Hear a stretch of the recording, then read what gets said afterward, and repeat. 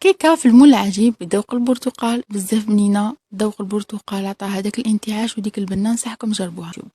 نبداو بسم الله مع الوصفه. في سلطه نديرو 2 حبات بيض، رشه ملح هنايا.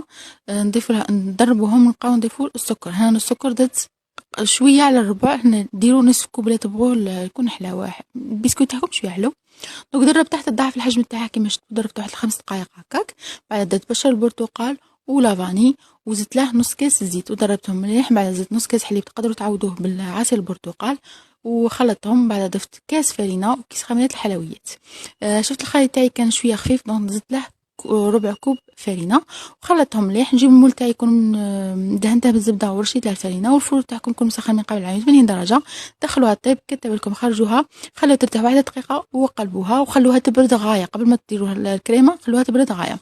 الكريمه في كاسرول درت كاس عصير برتقال، كاس ماء، 2 مغارف كبار بومبي معمرين غايه تاع مايزينا، 2 مغارف كبار سكر.